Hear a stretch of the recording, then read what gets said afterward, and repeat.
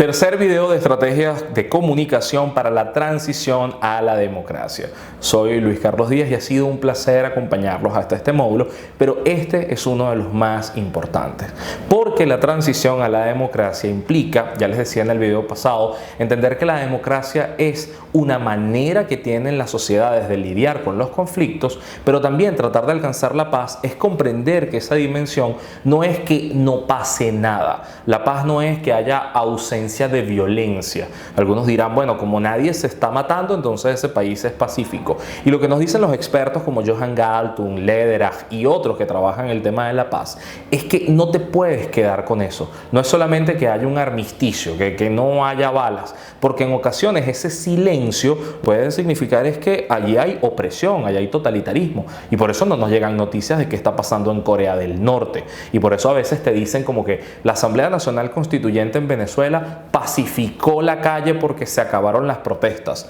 Y eso acabó el conflicto, eso acabó lo que ocurría en Venezuela. Pues no, en ocasiones lo que hay es opresión. Entonces la búsqueda de la paz tiene que ver con ausencia de conflictos estructurales, conflictos donde las injusticias afectan la vida de la gente. No nos podemos quedar con la cosa superficial de que si no hay una bomba, si no hay no sé qué, entonces ya todo está resuelto, y hay que ir más allá. En sociedades normales hay diferencias, y lo que divide, lo que separa a una sociedad moderna de una que no lo es, lo que divide a una sociedad libre de una que no lo es, no es que no haya conflictos, es que tengan maneras institucionales de procesarlos, es que esas diferencias puedan ser dirimidas, y una sociedad tiene al menos 3 espacios de resolución de conflictos, y por eso tenemos que saberlo para poder comunicarlo. Una sociedad que tiene dudas, que tiene un conflicto por resolver, tiene que acudir a la justicia. ¿Y qué es la justicia? La justicia tiene órganos que aplican la lectura de las leyes, la interpretación de esas leyes, y sobre eso pueden determinar qué es lo correcto, qué es lo que está bien. Entonces, si usted y yo queremos divorciarnos, o queremos vender una casa, o tenemos un problema limítrofe, o queremos crear un partido político, lo que sea que queramos hacer para transformar el estado de las cosas, vamos ante la justicia para saber qué está bien y qué está mal. Esa instancia en Venezuela fue absolutamente destruida. No tenemos jueces de carrera, todos son provisionales y la mayoría de ellos depende de nombramientos políticos, por lo tanto son absolutamente débiles, no autónomos, y no pueden tomar decisiones que contraríen al poder. Mucho menos ocurre en el Tribunal Supremo de Justicia. La segunda instancia importante, fundamental para que una sociedad democrática pueda dirimir conflictos, y por eso es importante en la transición a la democracia que se fortalezca y se construya, es la instancia legislativa.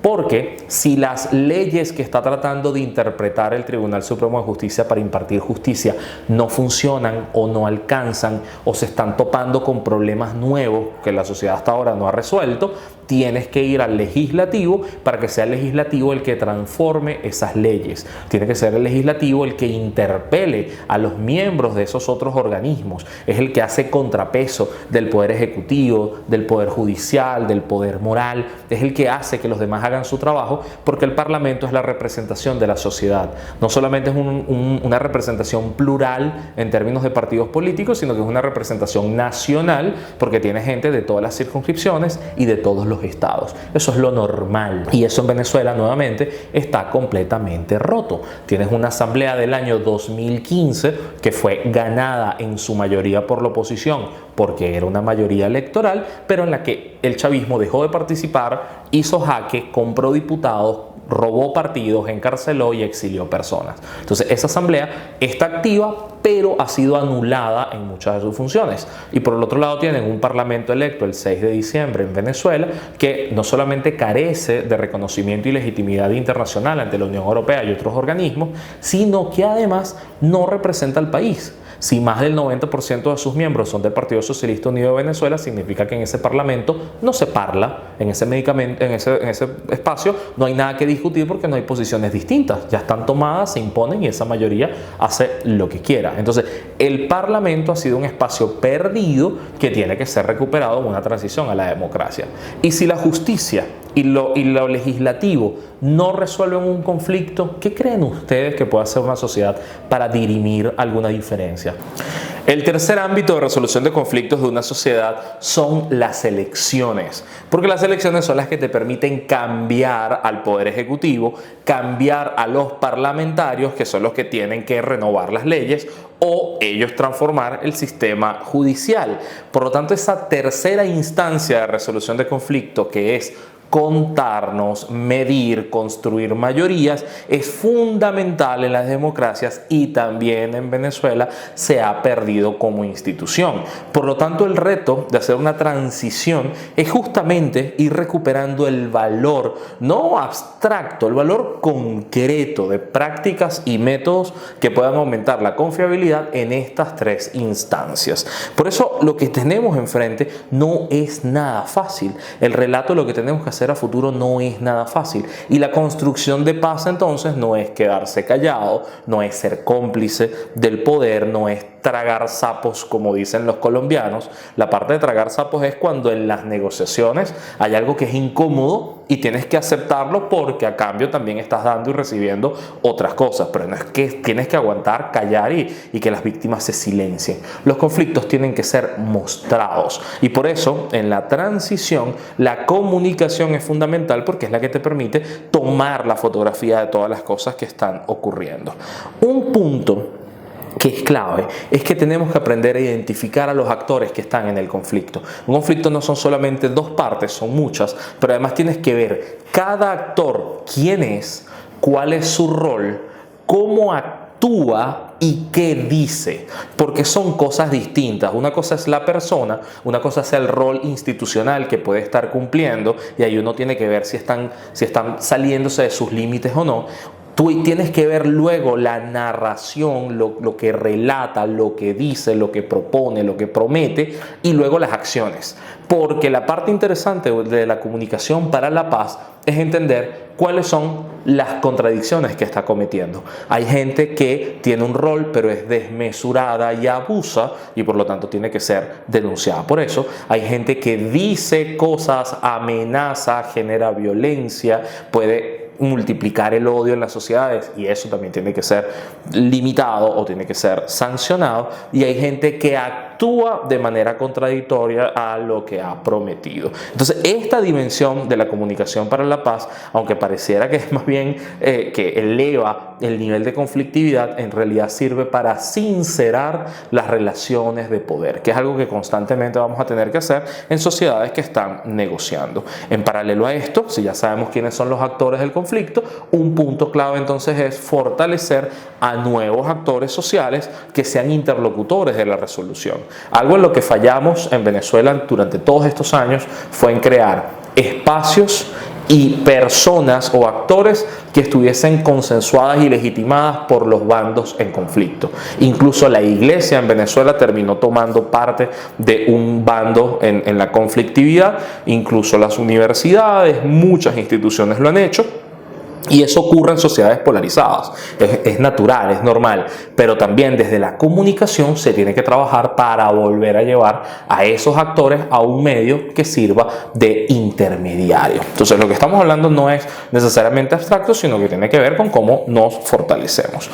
Luego, un punto clave para la comunicación en transiciones a la democracia es el apego a la justicia. ¿Se acuerdan las tres instancias de resolución de conflictos? Pues resulta que la justicia es clave porque, sea por la vía de la justicia transicional o sea por la justicia ordinaria, cada víctima, cada persona y la sociedad en su conjunto tiene que sentir que se está cumpliendo con el proceso correcto de justicia, que es el siguiente, y pueden tomar nota de él. Se necesita verdad. Es decir, se necesita que se diga correctamente qué fue lo que pasó en cada caso, porque muchos casos han sido juzgados y condenados sobre la base de mentiras, manipulaciones del poder. La gente víctima se siente que están además siendo señalados por algo que no cometieron. Entonces tiene que haber verdad, y por eso es importante las comisiones de la verdad, los expertos que puedan revisar qué ocurrió, la documentación de cada caso. Tiene que haber también justicia en sí misma, que tiene que ser oportuna, que tiene que ser además proporcional al daño cometido, y que tiene que venir de entes, de jueces, de autoridades que cuenten con la legitimidad. Pero la cosa no queda solamente allí, en juzgar y sancionar a los culpables, gente que haya cometido delitos graves como desaparición, tortura, ejecuciones extrajudiciales, corrupción y montones de cosas, sino que además de esa justicia tiene que haber reparación para las víctimas, porque esas personas que fueron dañadas por el sistema no solamente necesitan que se diga la verdad sobre ellos y que sean juzgados, es que también tienen que ser reparadas. Algunas personas han sido robadas, se les ha impedido trabajar, se les ha impedido vivir libremente, tienen daños físicos o psicológicos. Entonces la reparación es clave para que sane una sociedad. Luego tiene que haber garantías de no repetición, y si los periodistas y los políticos y los líderes nos enfocamos en este punto es clave. Una sociedad tiene que construir garantías de que los horrores que se han cometido no se vuelvan a cometer, y eso implica hacer mejores legislaciones, significa atender a las alertas tempranas de nuevos conflictos para que las cosas no se repitan, para que los errores no vuelvan a ocurrir. Entonces esas garantías no te las va a dar una promesa política, las hace una sociedad llegando a acuerdos. Por ejemplo, en Alemania está prohibido postular o proponer que haya partidos que hablen del nazismo como un movimiento legítimo para llegar al poder. Se está frenando ese tipo de ideología desde hace décadas y ha sido muy sano para la sociedad alemana que eso ocurra. Y el quinto y último punto que es fundamental en procesos de justicia es que haya memoria, porque si ya tienes verdad y fue juzgada y se repararon a las víctimas y no se va a repetir más, la memoria te va a permitir que haya muy buenos relatos documentados y consensuados de eso que ocurrió, para que sean reconocidas las personas que han sido olvidadas, para que sus historias se sepan y justamente para ser vigilantes de que estas cosas no vuelvan a ocurrir. Dicho esto, lo que veo entonces es que en Venezuela tenemos todo por hacer. Tenemos muchísimas cosas que trabajar, y por eso les comento que los relatos que necesitamos y la comunicación que viene por delante nos va a exigir muchísimo talento. Es decir, hay que tratar de apegarse a la verdad, hay que tratar de decir las cosas bien, pero además hay que hacerlo con talento. Y lo digo por una cosa: las mentiras, los aparatos de propaganda, los fake news no se combaten exactamente con verdades, se combaten con mejores relatos. Y si no, traten de probarlo ustedes con familiares que hoy estén fanatizados políticamente, sea con la política de Venezuela o con la de Estados Unidos, que también importamos fanatismos. A esa gente no le vas a llegar con razones y verdades, le tienes que llegar con mejores relatos que además sean verdad, que además estén apegados a los hechos. Pero el talento para generar mejores relatos es importante, y por eso hoy en día tenemos que pensar en los creadores simbólicos, que esos son los medios de comunicación, esos son los relatos, las narraciones. Y una recomendación que yo le doy a la gente es que trate de ver buenas películas, buenas series, buenos contenidos, porque si uno aprende por qué es tan popular y famoso Star Wars, por qué funciona El Señor de los Anillos, por qué funciona Harry Potter, si uno sabe cuáles son las claves de eso, puede también llevarlo a su propia realidad, a sus propios relatos, y hacer que eso incida positivamente en las cosas que vamos a contar. ¿Cuáles son las misiones entonces desde hoy? Las misiones de una persona que quiera trabajar su comunicación para la transición a la democracia. Lo primero es no esperar a la transición, no esperar a que un actor político te diga: sí, ya empezamos, de aquí en adelante estamos. No, eso se empieza ya, y se empieza con tus propios perfiles personales. Una cosa que para mí es clave es que la gente revise qué está haciendo con su identidad digital, qué tienes en línea, qué dices de ti, qué se dice de ti, para qué sirven tus redes. ¿Es solamente para mostrarte en público y tratar de ser famoso, o es para contar el relato de tu vida, de las cosas que haces, del país que quieres? Porque fortalecer esos relatos personales, primero, te hace una persona que practica contar mejores historias. Segundo, aumenta tu visibilidad. Tercero, aumenta el nivel de confianza que puede tener el tejido social alrededor tuyo contigo, y eso es fundamental, porque la moneda más importante en sociedades que están haciendo transiciones a la democracia es la confianza. De la confianza depende la cultura, depende la economía, depende la política, dependen los valores democráticos. La confianza tiene que ver con la capacidad que tenemos nosotros en ser solventes, ser coherentes, y que otras personas pongan su credibilidad en nosotros. Eso se cultiva, y se cultiva desde ya, desde la cotidianidad. Por eso es clave que para la comunicación en transiciones ustedes vean como lo están aportando ustedes. Se trata entonces de empezar desde ya. Y como vamos cerrando, recuerden que en los primeros videos hice recomendaciones sobre periodismo de paz. Me gustaría cerrar en este con los últimos 4 de este manual que hizo Spinari Hernández, que se publicó en el año 2002.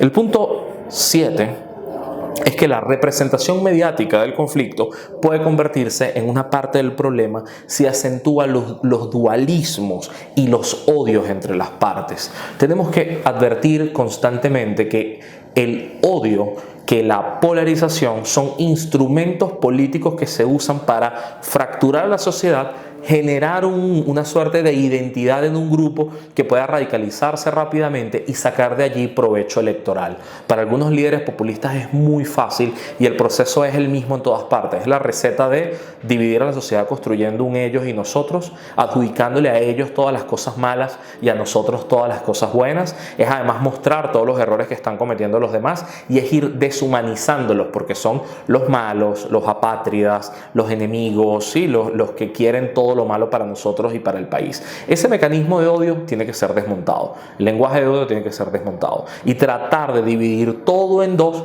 tiene que ser desmontado. La recomendación número 8 es la siguiente. La representación mediática del conflicto puede convertirse en parte de la solución si hace uso de las tensiones creativas presentes en todo el conflicto para indagar en los aspectos compartidos y las respuestas no violentas. Es decir, la división de una sociedad, la polarización existente puede ser nuestro motor para encontrar puentes, puntos comunes, cosas de las que podamos reírnos o burlarnos porque pueden ser parodiadas y construir un nuevo espacio de encuentro. Y en esa tensión de gente que tiene intereses distintos, en esa tensión es donde nosotros podemos construir narraciones que creativamente la superen, que vayan construyendo un nosotros más amplio, un nosotros donde la gente confíe más en los demás.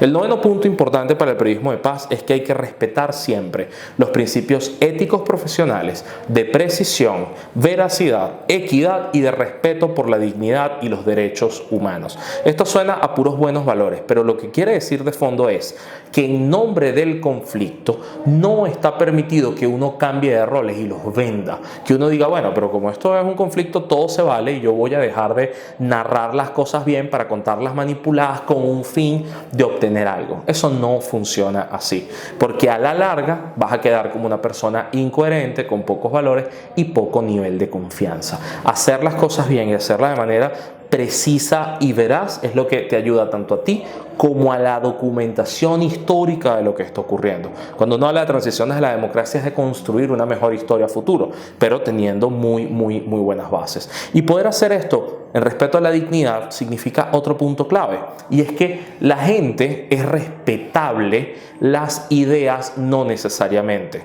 ¿Qué quiero decir con esto? Que en entornos de división solemos decir, esa es tu postura y te la respeto, esa es tu posición frente a algo y te la respeto. Y yo les pediría que por favor cambiemos esta idea. Yo puedo decir, yo a ti te respeto porque eres una persona y tienes los mismos derechos que yo. Ahora, esa idea tuya es un desastre, esa idea tuya no funciona. Y las sociedades son así, las ideas no todas valen, hay unas pésimas, hay unas malísimas que van quedando atrás, que son superadas. Hay ideas conservadoras terribles que bueno, que han sido superadas con el paso del tiempo. Ya hoy no hay gente defendiendo la esclavitud, aunque sí hay funcionarios públicos cobrando menos que un esclavo. Ya hoy no tenemos gente diciendo que las mujeres no deberían votar, aunque si ven un cavernícola de esos hay que recordárselo. Entonces, respetar a la gente por su dignidad, pero no exactamente respetar a las ideas, nos permite entender que las ideas son un espacio para discutir y que hay libertad de expresión y que podemos además superar las cosas y mejorarlas. Por favor, hagan esa división. El último punto, el punto 10, es que hay que trascender los propios sesgos personales, los sesgos étnicos, nacionalistas, los ideológicos, para poder identificar y representar a todas las partes del conflicto de una manera justa y precisa. En ocasiones tenemos que salirnos de nosotros mismos, salirnos de nuestro propio rol para poder ponernos en los zapatos de todos los demás y entender sus miedos, sus sesgos, sus intereses, no pensar que es que el otro siempre es un bicho malo que quiere todo en contra tuya, aunque algunos quizás sí, pero incluso en esos casos vas a tener que demostrarlo y documentarlo, porque quizás en lo demás te consigas una humanidad a la que no te habías aproximado.